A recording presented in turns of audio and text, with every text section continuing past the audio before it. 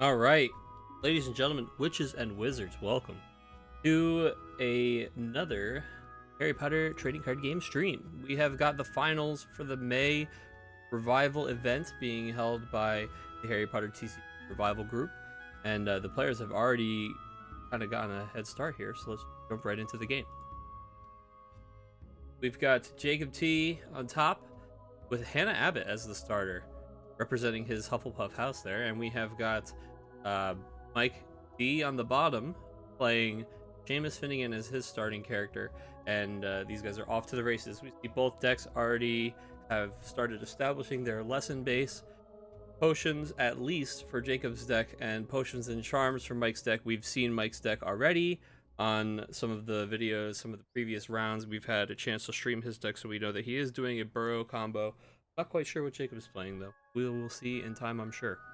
Looks like Mike has run out an Escaping the Dursleys adventure for Jacob to deal with. Jacob is going to have the option only to use his actions to play lesson cards until he solves this by discarding his hand, and then he will get to search for one card. Usually you want to go get something like Peeves or something that can kind of help you refill the hand, but especially as we've seen in some of these other top cut matches, sometimes they can just build the lessons and then go search for a powerful spell to use after they've already built up the lesson base for it. So Mike is hoping that it buys him a little bit of time here. He established another character in Ron, youngest brother, and we got to talk about this for a second here because I have never seen somebody play Ron, youngest brother, before this tournament, and Mike mentioned it right before the tournament started, and we were like, yeah, it's interesting. You know, I hadn't actually seen it in practice, and as soon as I watched him using it, yeah, I totally get it, especially with Seamus. This is a really cool way to refill the hand with the Seamus Finnegan and everything like that. To make sure that you always have cards to discard for Seamus and to play, you know, just have some good options. It is, if you have no cards in your hand, you may use an action to draw 5 cards. We're seeing Mike discard 2 of the burrows to gain an action with Seamus. Looks like we are going to play Self-Stirring Cauldron, bounce 2 of our potions lessons out of there, and that puts us up to 6. And we're going to go ahead and establish the burrow. Yeah, he didn't have the full combo here, but he doesn't mind just running out the burrow because Escaping the Dursleys is still down. It is going to make it so that if Jacob does decide to do something about the burrow, it will probably be his entire turn. It will certainly be his entire hand. Mike is looking to use that burrow to help him kind of get some more cards in hand and just draw more, and again, have card advantage and keep the ability of Seamus active every turn. But what he's also really hoping here, because if you guys know how the burrow combo deck works, he's really hoping that his opponent will solve Escaping the Dursleys and go down to very few cards in hand, hopefully without something like Thieves solve, and then they'll be able to get kind of stuck into the burrow combo next turn. And Jacob has got to be ready for this, right? This is the whole deck. This is what it does. This is the win condition for the deck. Much like if you want to beat characters, you have to, or sorry, if you want to beat creatures, you got to kill the creatures. You know, if you want to beat combo, you got to stop the VTJ. If you want to beat the burrow, you got to make sure that you stay above 4 cards in hand, or do something about the pieces. So since we've seen half the burrow combos already on the table here, we're going to have to be very, very careful about exactly how we solve Escaping the Dursleys. Now, Peeves is such a universally strong character that a lot of decks find room for him. I think all decks should find room for him. And he straight up counters the downside for Escaping the Dursleys here. But I don't know if Jacob is playing Peeves, because that would probably lend to some of the hesitation on his part to solve the Dursleys. There might not be a way in his deck for him to solve Escaping the Dursleys without making himself vulnerable to the burrow combo. So we're opting to just draw cards to our hand anyway and play more lessons. And I don't think this is a horrible idea, right? We want to be able to play something off of solving Escaping the Dursleys that stops the burrow combo from taking us out, right? I don't know exactly, again, what he's playing in his deck, but since it is Potions and Transfiguration, I'm hoping that the top end has some cool things like Deboning, Forgetfulness Potion, things like that. Those kind of, you know, slow your opponent down. And he would need to get to 7 for that, so he's pretty close. Actually, he might be able to... But he doesn't have anything in his discard yet. I was going to say we could take a look through the discard and see what's available for Hannah. That is another cool angle, is that actually he will be able to access all the cards from his hand after he solves Escaping the Dursleys, because Hannah Abbott is his starting character. Hello, Viking Lady in chat. I'm gonna try not to do chat too much, just since this is the finals for a tournament. But I don't want you to feel unappreciated or unrecognized. And I appreciate your sub. We'll celebrate that more later.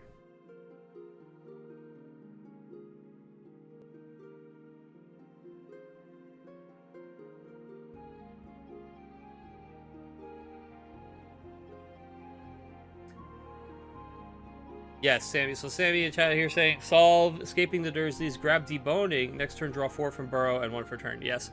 That's exactly what he wants to do. He wants to make sure that, you know, if anything, he helps himself get back up above that critical hand size by using his opponents to Burrow. He just has to stop Michael from dropping Snuffling Potion the turn that he solves escaping the Dursleys. So, yeah, deboning, I hope if deboning's in the deck, that's a great out. We just need one more lesson. We might be kind of hanging out and waiting to get that last lesson. And Mike here is just happily discarding other adventures to gain actions with Seamus because he already has an adventure down, so he's not going to be really playing any of those. Reparo to discard here. Oh, we played Reparo to get back to Dragonheart Wand, and now we are playing Dragonheart Wand. So now this is the other side of the coin, right? You have to be really careful. If you refuse to ever go low on hand size, well, Mike's got a plan for that too. Mike's getting ready to, you know, hit VTJ numbers. Actually, I think we're already there. 4, 7, 8, 9. Of course, there we are.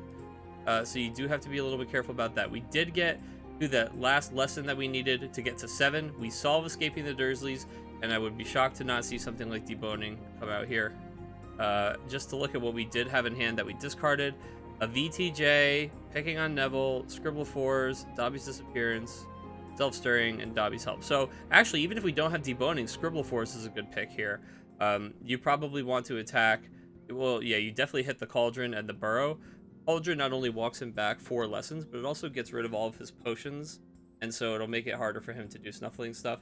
And by getting rid of Burrow, you know, one of these pieces won't be on the table. One of the pieces will go back to hand. Mike will still have, you know, a window to using the combo because he will have Burrow in hand if he just has a potion and Snuffling Potion.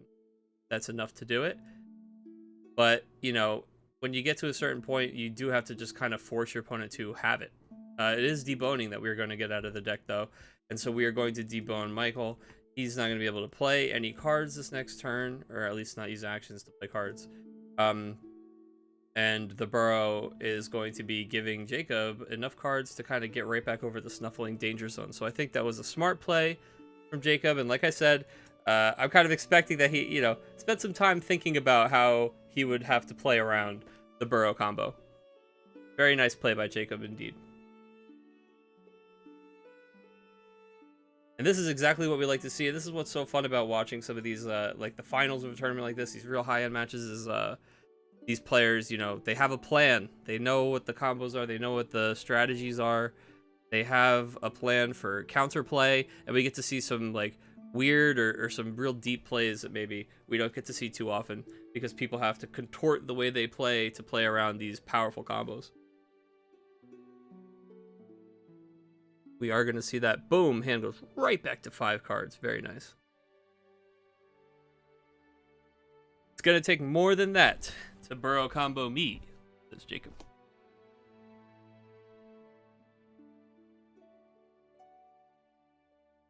Hannah Abbott also has access to some gasoline in the discard pile.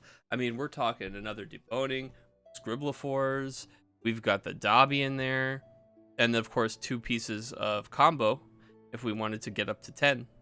Actually, we're at a spot where we technically could present lethal if we had VTJs in our hand, right? If we saw like a Dobby's Help and a VTJ, any combination in 2 cards of VTJ or Dobby's Help in our hand, and we win right now because we can Hannah Abbott. It is going to be Teacup to Rat instead, though. We're going to choose one of our opponent's items and discard it and draw a card, and that is going to get rid of that Self-Stirring Cauldron. So that was certainly one of the weak points for Michael's setup here. Had to be a little bit concerned about the Cauldron play.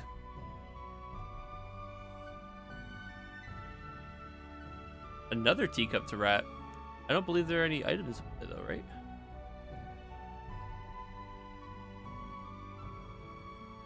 I'm confused. Did we just play teacup to rat to draw a card? Oh no, he had Dragonheart wand. Sorry. My bad. I'm like, you can't do that, but I'm getting too hung up on the weird stuff. Yeah, no, we were just getting rid of Dragonheart wand. So I mean, yeah, that was pretty efficient, right? We used 2 teacup to rats. We got rid of 2 items that were providing together 7 power, and we really walked back Michael's setup here. Pretty powerful turn. And it was all thanks to Michael's Burrow that we were able to do that and find all those pieces after a strong control play like in escaping the Dursleys. Looks like Michael's going to go ahead and play Flitwick, and he's going to discard 2 and play a potion, looking to take advantage of his Burrow as well, and establishing some more lessons that are maybe in a little bit less risky of a fashion here.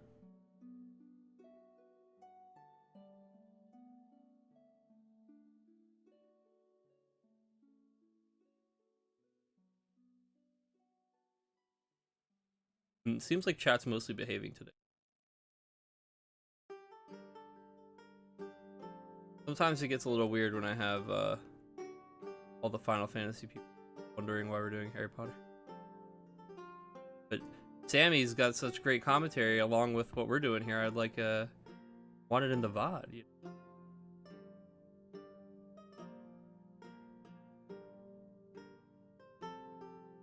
Sammy in chat saying teacup is underrated. Yeah, absolutely getting a lot of value out of teacup.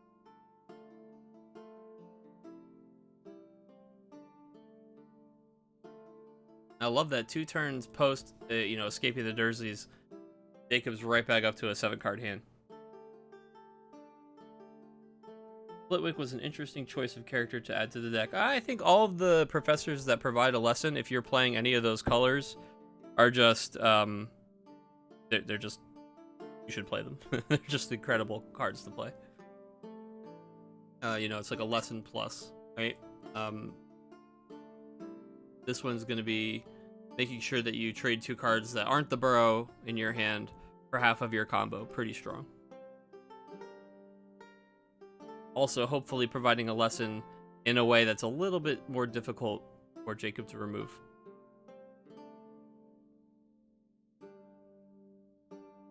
We saw Jiri's deck actually had a lot of lesson hate cards in it. It was very, very effective.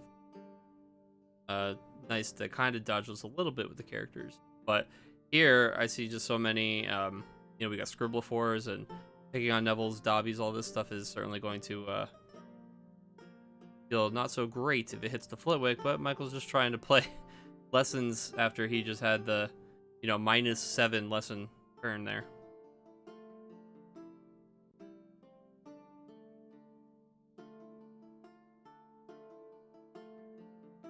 Yeah, Julia had a very, very strong ramp late game control deck going on. And sometimes, aggro decks just get there, though. Sometimes angry gamers just get, right under the big wall and they just deal a bunch of damage and... Creatures, man. Always strong. Always.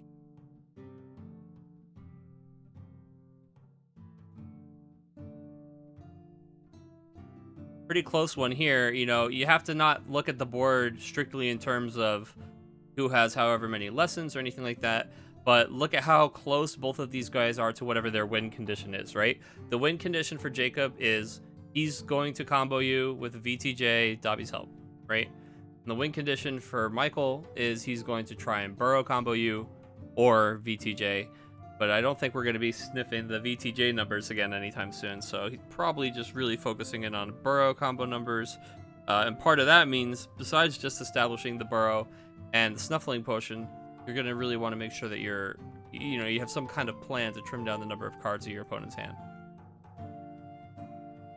You can see, Michael actually looking like he's going to just ditch the hand to get a couple potions into play, get some extra actions, and he wants to take full advantage of the Burrow next turn to draw a bunch of cards. Let's actually take a look at the...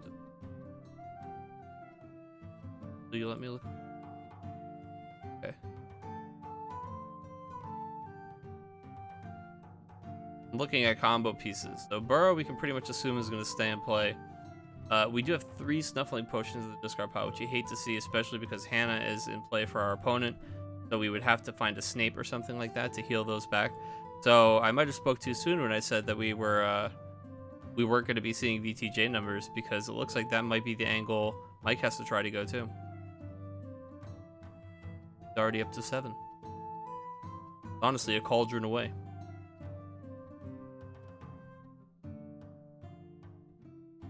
If you figure there's only 1 self-stirring in here, he's got half the deck already gone, and he'll be drawing, a 1/6 of his deck to start the turn next turn. There's a pretty good chance that he finds pieces. We'll see. Deboning is certainly going to be a good way to make sure you buy yourself a little more time. Mike doesn't mind that so much, because he, again, is trying to sculpt his hand a little bit around making sure that he has something to build to.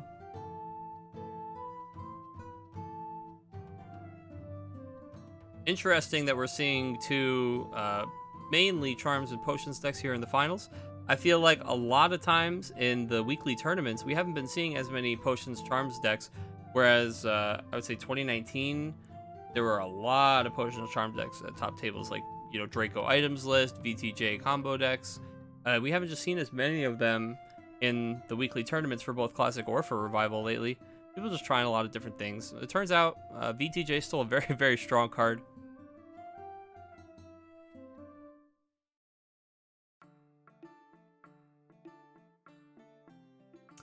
Jacob plays a lesson next turn plus deboning, and then next turn DH plus VTJ.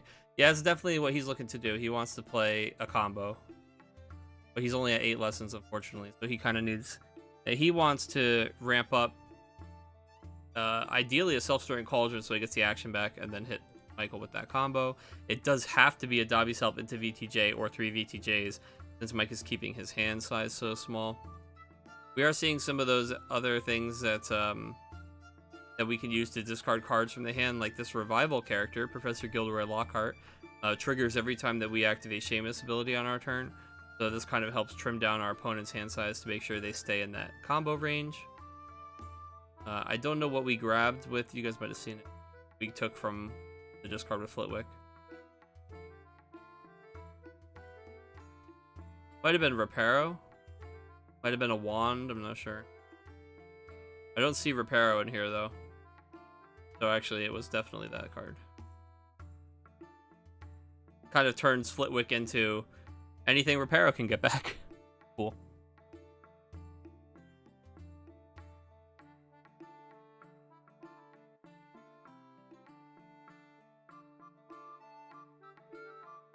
And it's neat that he's able to keep kind of dumping his hand out, because he has the Burrow to refill.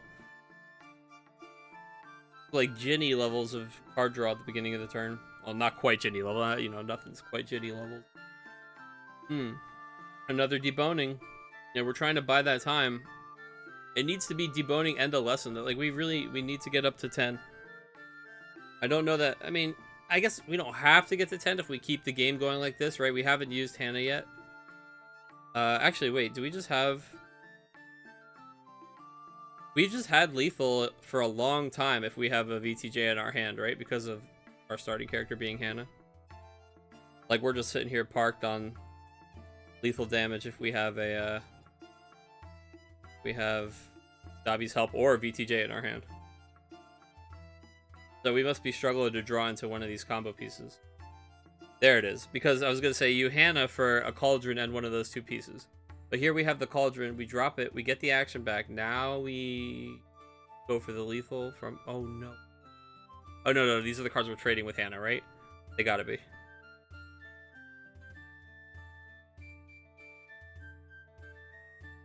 We gotta be trading these cards with Hannah Abbott.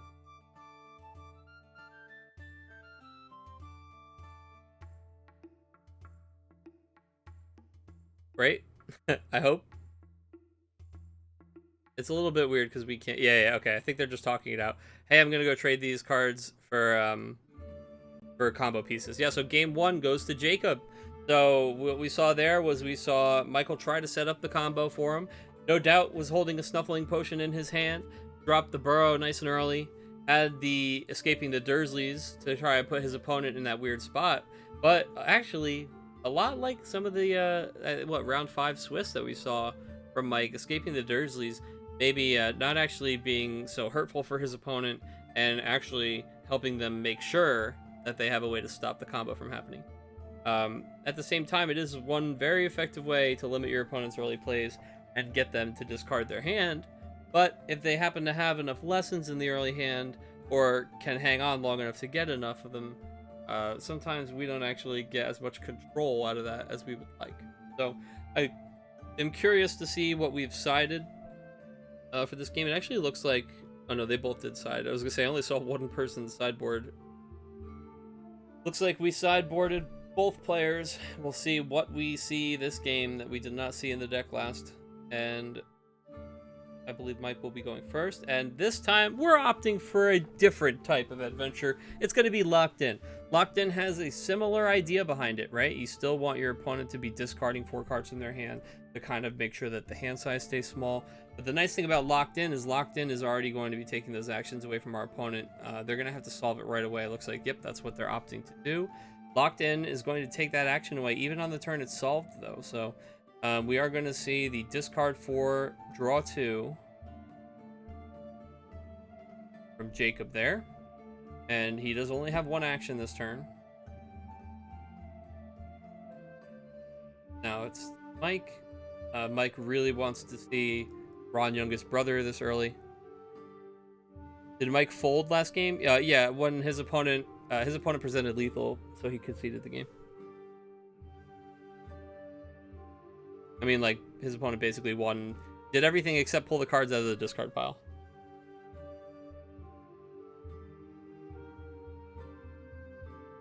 So Mike's just saving some time. Just, oop. Or honestly, they might have already... Again, they're talking it out in voice chat, so I'm sure he's just like, I have this. He's like, yep, okay, good game. Potion, Charm, Potion. This is a pretty strong follow-up turn from Mike.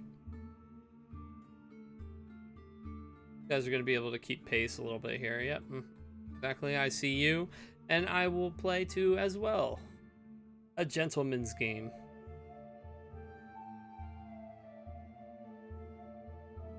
Like looking to pull some of those lessons out of his opponent's hands before he drops another Dursleys. If he drops one at all, might have been sided. Who knows?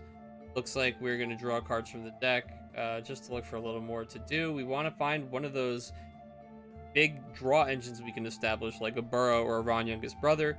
The fact that we just discarded 2 Burrows to gain another action for this turn says to me that we've got plenty of Burrows. We have those engines. We need to get some way to pay for them.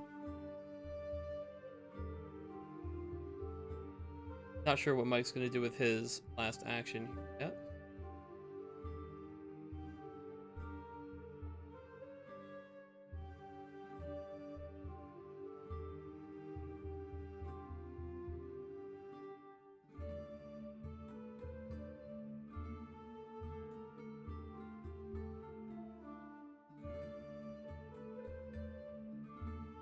Looks like he put a potion into play, and oh my goodness, there it is. He has the combo there. So his opponent just ran out. Again, we weren't careful. We didn't respect the 4 cards as the limit. We ran out 2 lessons instead of lesson and drawing for an action. And Mike top decked, or he already had some of these in hand. I'm sure he was sculpting after discarding the 2 Burrows for the action. He windmill slammed Self-Stirring Cauldron into play, plays Snuffling Potion, and boom, there's the game. And that's why you have to always know. There's, technically there's 2 ways, but there's one way that this deck wins the game. You have to always be playing around that. It might not have seemed like he could get there, but just remember he's got 3 actions every turn. When we saw 2 Burrows get discarded, that was a really big red flag that he already has 1 Burrow in his hand, right?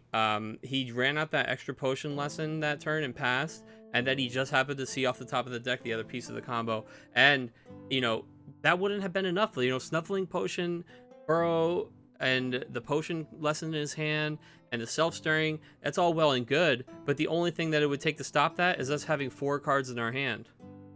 By playing 2 lessons out like that and going down to 3 cards in our hand, we gave him the opportunity to seize that victory there. So this is going to game 3. That's how Burrow combo does you.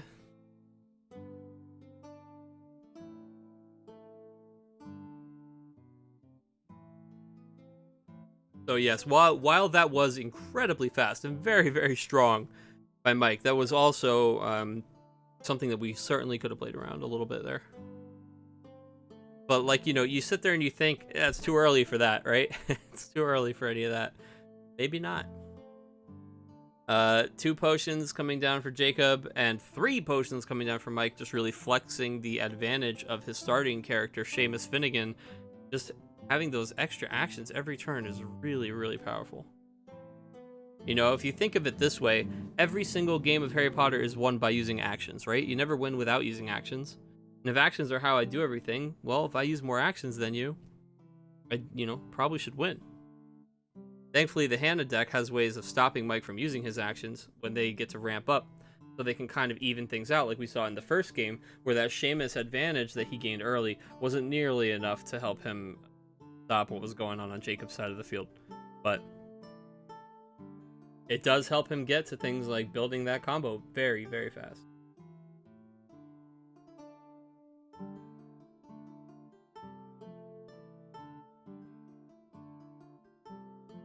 Looks like this turn we opted to use 2 actions to draw from our deck, and we're probably going to discard 2 to gain another action and opt to use something else, and it's going to just be playing out another potions left. Missing the charms so far.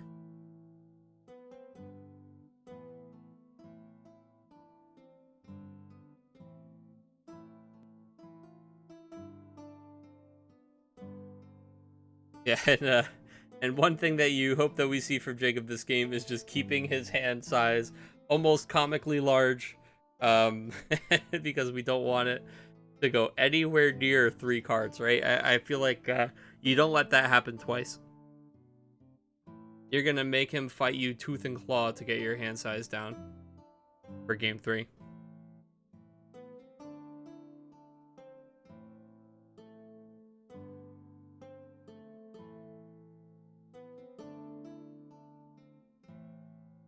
Once you get burned once with the Burrow combo, it scars you for life. I don't know about scars you, but it's like the first time somebody plays VTJ on you, and you're like, oh, okay, that's kind of cool, and then they play another one on you, and you're like, wait, how many cards is that? And you realize it's like your entire deck plus. You're like, oh, yeah, okay, I can't let that happen. That's just too good.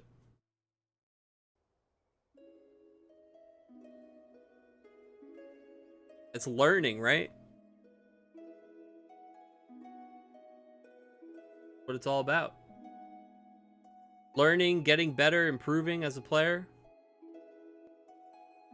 Some of the stuff you don't learn until you're playing in a tournament, until players are forced into these situations where they have to be as creative as they can. They have to, really exhaust every possible option, consider every line of play, because there's something on the line. Even if there weren't a prize, there's something to prove. There's glory on the line.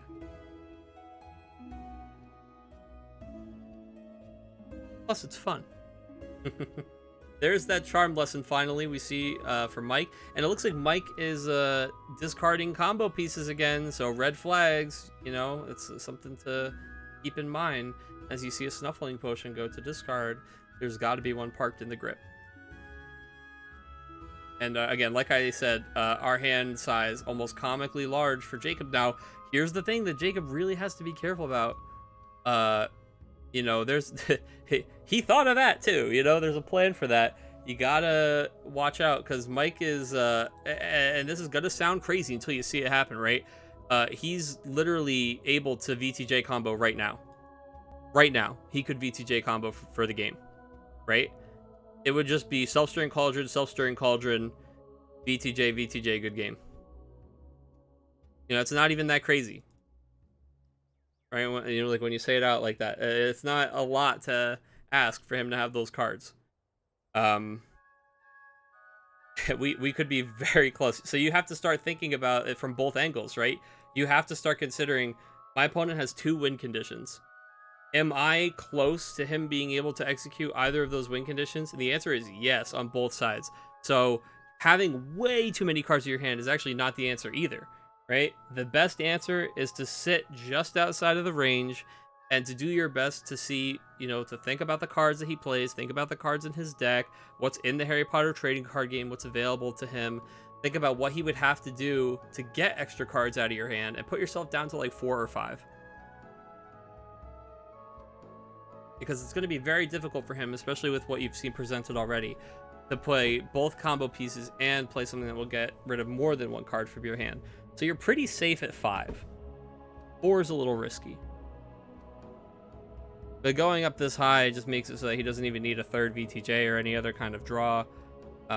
This is really dangerous for Jacob.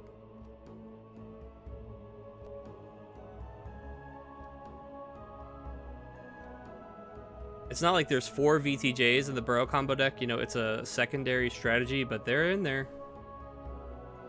Oh, but...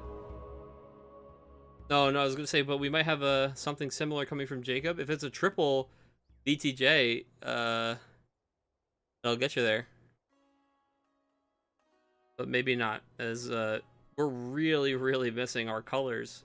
And yeah, it's finally going to be a transfiguration, less down, and deboning happening.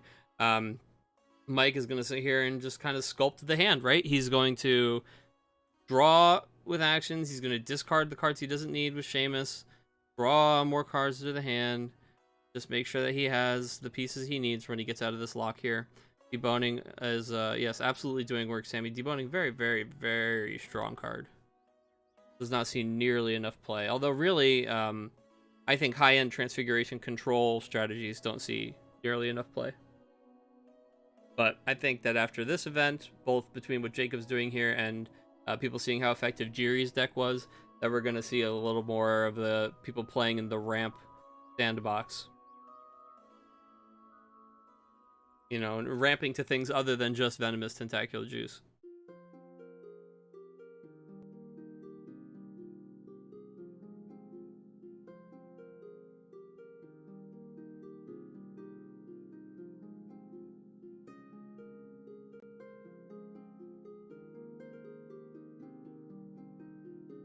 This game is looking close. I do love how both of these players could explode into a lethal turn really any turn now, right? Like, the only thing that stops it from being possible for Mike to kill Jacob right that turn was a deboning. Otherwise, it's definitely possible. And same thing for Jacob. The only thing that's stopping him is having right cards in hand. 3 VTJs, 3 of any of a copy of a card that you play 4 of is a big ask, but it's not like it's not possible. And we're really over here, just looking for some charms on Jacob's side so that we can threaten the Dobby help combo, so that we don't need to see as many of the same card. We could kind of get there with a few different cards.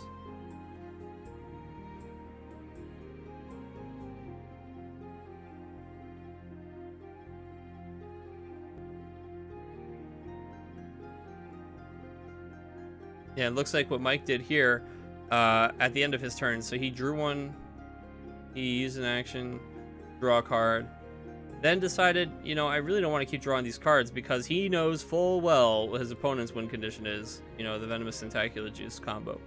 So Mike is making sure that he just trims the hand down with cards he's not going to play or doesn't need right now, using Seamus' ability to gain an action, but not really using that action on anything, just to make sure that he has a smaller number of cards in hand and can activate the Burrow. Draw more than 1 card for turn next turn. Basically free action, right? We like free actions. If it's for free, it's for me.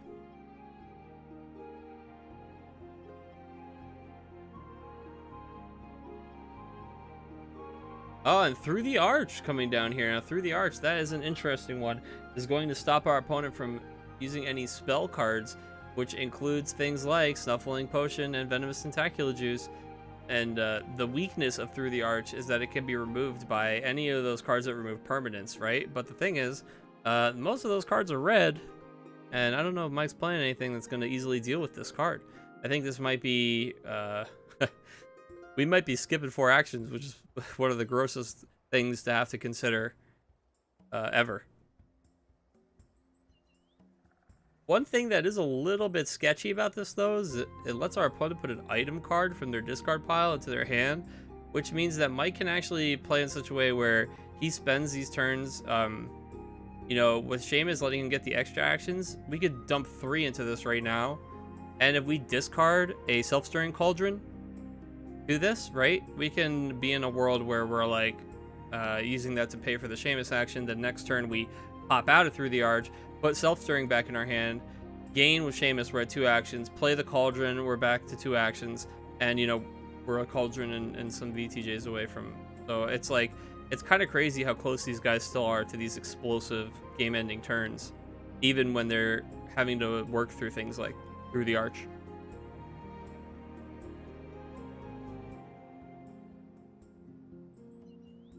Looks like Mike is going to draw. He draws 1 on Burrow here, I believe. It may be 2. I think it's just, right? Draws for turn. Oh, no, it was. So, yeah, he did. He drew for Burrow, drew for turn, used an action to draw a card, then discarded 2 to gain with Seamus, and then he put 2 actions on Through the Arch. And look at that. He put a Self-Stirring Cauldron in the discard pile. Clever boy.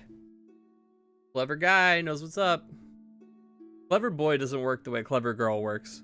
And it sounded weird, so I had to immediately follow up with clever guy.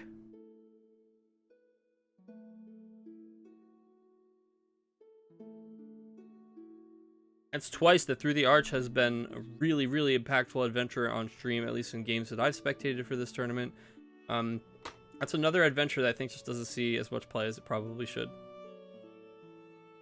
And one of my favorite things about events like this is, you know, if a card like that, or just cards in general, if any card that makes it into top cut, and it's something like this, players get to look at them and go, okay, you know, this card, maybe I didn't give it a chance, or maybe I've never tried it, or I don't play them in my decks, but there's got to be something to this, right?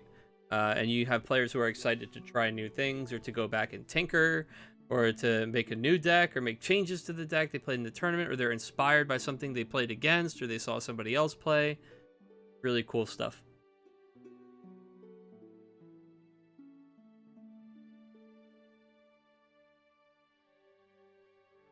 As far as revival cards that are making an appearance in the finals, that's something that I think is interesting to look at, right?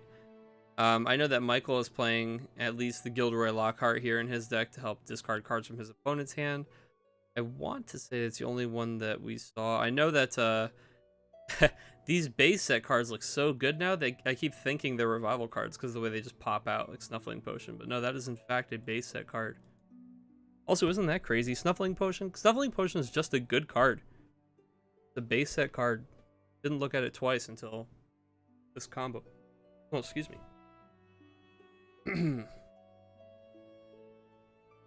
Alright, looks like we are playing a Potions and a Charms, so this is exactly what Jacob wants to be doing in the safety of Hagrid's arms. He wants to be hiding behind Through the Arch and building up more of his lessons base so that he gets up to 10. And guess what? 10 is where we are. And so I think this is, we got to 10 and we passed the turn to Mike. Now Mike knows for a fact that, you know, his opponent is sitting here at 10 and is going to, quote unquote, do the thing next turn unless he does something about it. He is discarding Escaping the Dursleys and Self-Stirring Cauldron, which to me says he at the very least has an Escaping the Dursleys in his hand. I would be shocked if he just solved Through the Arch and passed the turn, because I think he knows that he's going to get hit there if that... Oh, wow. Honestly, I would have assumed... Maybe not. Maybe because Anna's here, it doesn't matter anyway. To say Escaping the Dursleys is pretty good, because then you get your opponent to only 1 card, but... I don't know, it's also tricky. Escaping the Dursleys, though, at the very least, your opponent, they begin their next turn with discarding their hand and going and getting only 1 of those combo pieces from their deck.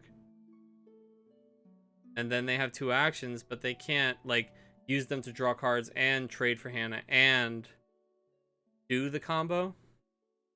Whereas here, if they have the stuff in their hand, they can just do the combo.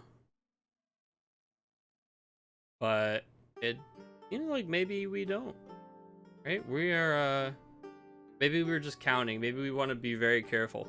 To say it's a little bit interesting to not see like us windmill slam Dobby's Help and VTJ. Looks like we are going to play Dobby's Help here. And, oh no, it looks like we did move the VTJ to play. So, yep, we're doing the thing. So we are going to put Mike up to 13 cards in his hand. And then he's going to have to draw 26. That's it.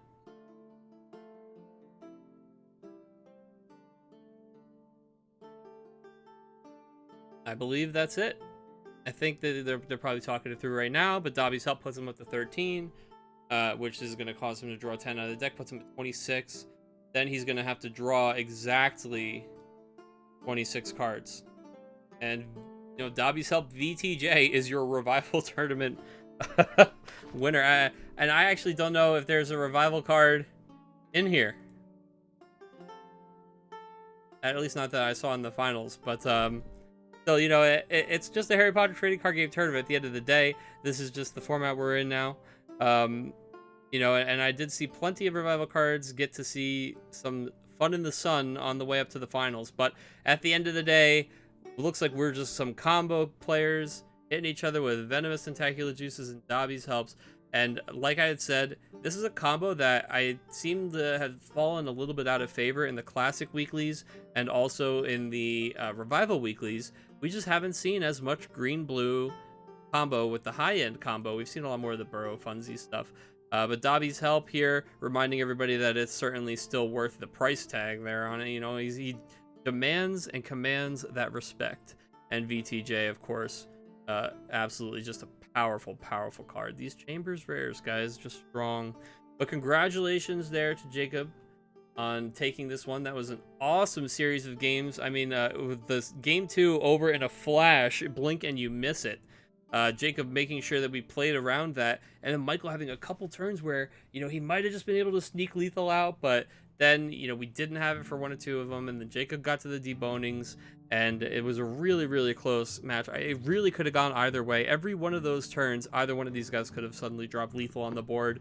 I think an MVP in this match is definitely this Through the Arch.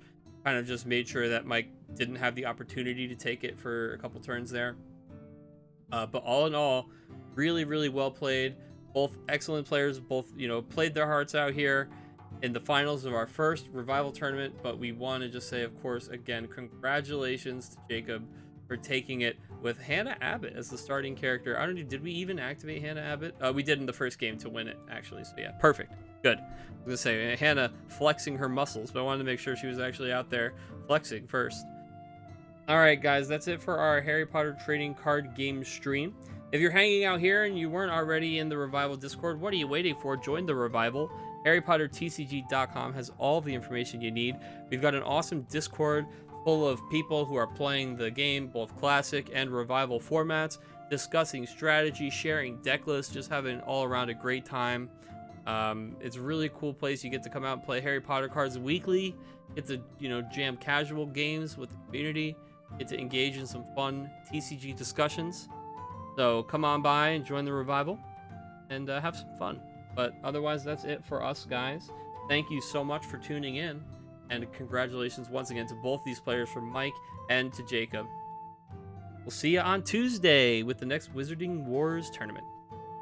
Adios.